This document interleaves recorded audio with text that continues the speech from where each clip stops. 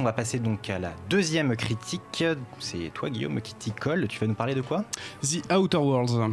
Bah écoute, et tu as donc alors si je remets en contexte, voilà. Outer Worlds, donc c'est le dernier jeu des papas de Fallout, si je ne me trompe pas. Ouais, en gros. Et alors il doit y avoir un lien entre ces deux licences. Alors ouais, effectivement, tu crois pas si bien dire, tant sur le fond que sur la forme. On parle ici d'Obsidian Entertainment, donc le studio qui développe le jeu, qui est né des cendres de Black Isles, notamment d'un certain Chris Avlon qui a écrit les premiers Fallout, le 1 et le 2, et les séries d'Icewind Dale, Planescape Torment, ou encore pour avoir édité à l'époque un certain Baldur's Gate que les fans de RPG connaissent bien. On touche là donc à la légende du computer RPG à l'ancienne. Black Isles devient alors Obsidian Entertainment en 2003 et on leur doit une ribambelle de projets plus ou moins un succès comme KOTOR 2, Neverwinter Night 2, Alpha Protocol, Fallout New Vegas dont on reparlera pour cette critique de The Outer Worlds, le fameux South Park, le bâton de la vérité, et oui, la série des Pillars of Eternity, ou encore le dernier, du coup on en parle, The Outer Worlds qui nous intéresse aujourd'hui. Petit aparté, si Obsidian est aujourd'hui un studio de Microsoft depuis un an tout pile, c'était le 10 novembre 2018, The Outer Worlds est le tout dernier projet multiplateforme et avant de se lancer exclusivement dans les projets de la firme de Redmond. Merci pour ce rappel, on sait un peu maintenant qui a développé le jeu. Tu as parlé de Fallout New Vegas, quel rapport, qu'est-ce qu'il y a à voir entre ces deux titres ? Eh bien, ceux qui connaissent bien le studio le savent, Obsidian est avant tout connu pour être un faiseur d'univers et faire des jeux avec une écriture très intelligente. The Outer Worlds n'est ni plus ni moins qu'une vision alliant la philosophie d'un Fallout New Vegas au délire d'un Borderlands matiné avec un peu de space opéra à la Mass Effect. Alors ouais, on se rapproche énormément de la structure d'un Fallout New Vegas, pour ceux qui connaissent, mais cette fois-ci dans l'espace, d'autant plus qu'il reprend aussi quasiment la totalité et la forme, en quasi-totalité la forme FPS RPG adoptée depuis Fallout 3 par Bethesda, donc qui a repris la licence à partir du 3e épisode. Après la traditionnelle création de personnages habilement menée par le scénario, en gros on incarne un personnage qui s'était retrouvé cryogénisé pendant près de 70 ans par un savant fou dont l'objectif était de recoloniser le système solaire dans lequel notre personnage va avoir ses pérégrinations.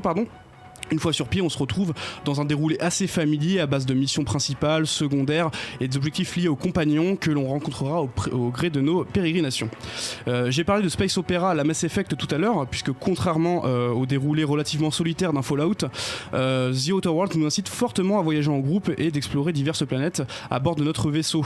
J'ai également parlé de Borderlands, car malgré l'école RPG, le jeu reprend un virage bien plus action que les productions dont on avait l'habitude chez Obsidian, et on ressent cela avec le nombre d'armes, leur impact et le nombre d'ennemis, les barres de vie au-dessus des persos, enfin bref, tout ce qui fait l'enrobage des FPS RPG d'aujourd'hui. Fini également le système de VATS, vous savez, c'était la fameuse pause active où tu pouvais choisir un peu là où tu allais tirer sur tes persos pour pouvoir faire plus de dégâts, des dégâts critiques. On garde tout de même un aspect tactique dans les modules à ajouter à nos pétoires, qui ont pour effet de provoquer divers cooldowns ou malus temporaires. On a également droit à un système de stase qui est donc une sorte de super ralenti permettant de se sortir de situations périlleuses et d'en savoir un peu plus sur les stats des ennemis. On comprend à peu près le jeu. Tu as parlé donc aussi d'une philosophie Obsidian. Est-ce que finalement c'est plus qu'un simple Fallout dans l'espace avec plus d'armes ? Alors en fait, pour tout vous avouer, j'avais un peu peur au début de me retrouver face à un pastiche spatial d'une formule qui avait déjà fait ses preuves côté post-apo, et au final je me suis plutôt attaché à cet univers et au code bien établi, bien qu'un peu bordélique dans son déroulé.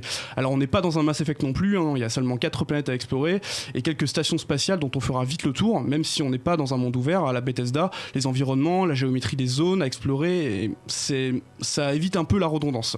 Les planètes possèdent chacune leur propre direction artistique, personnages, factions, ennemis, bref, on a quand même de la diversité. Bon alors on va pas se mentir, le jeu c'est pas non plus une merveille de technicité, les animations de manière générale elles sont toujours un peu archaïques, depuis Fallout 3 ça a pas vraiment changé de ce côté là, mais il a le mérite de proposer un visuel et assez propre et varié. Alors dommage que les villes et les zones intérieures n'aient pas été aussi travaillées que le reste, encore une fois on est dans l'habitude, on travaille surtout les zones extérieures.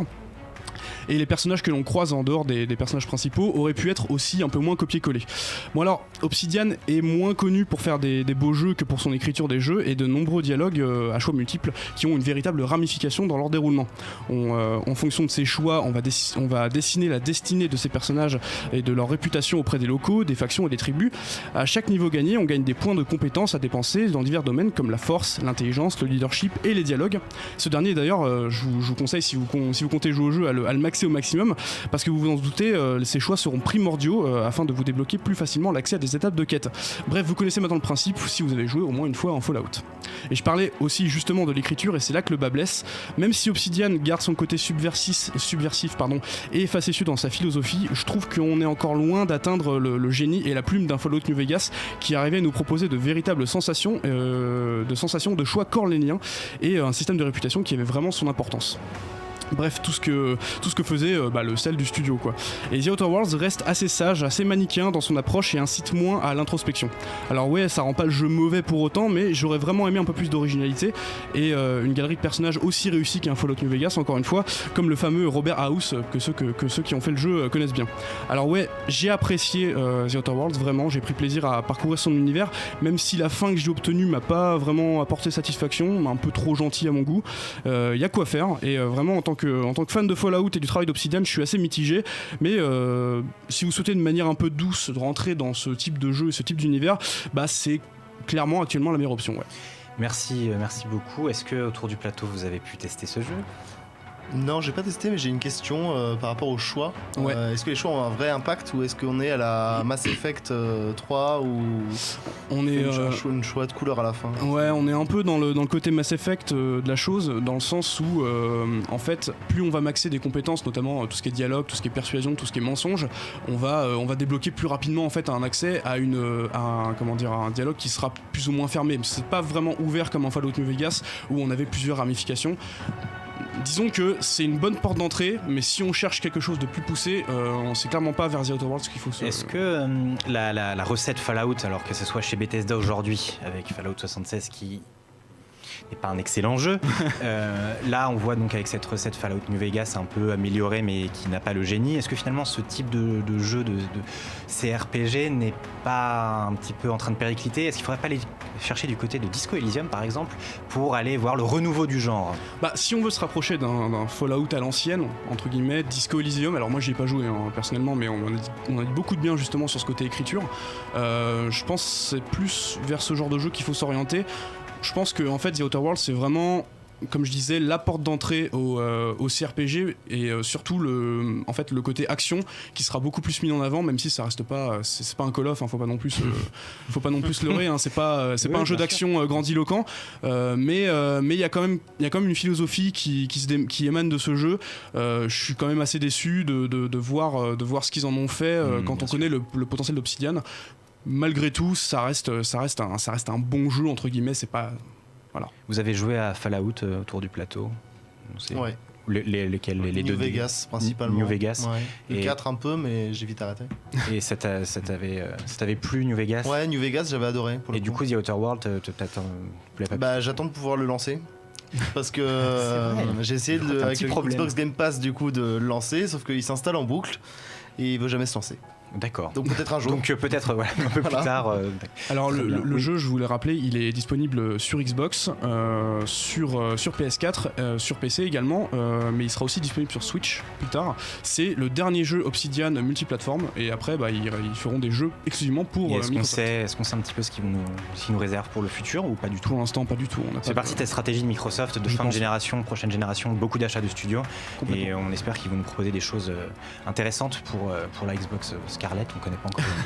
Très bien, merci beaucoup pour ces critiques. Jeux vidéo, BD, manga, séries et cinéma de genre.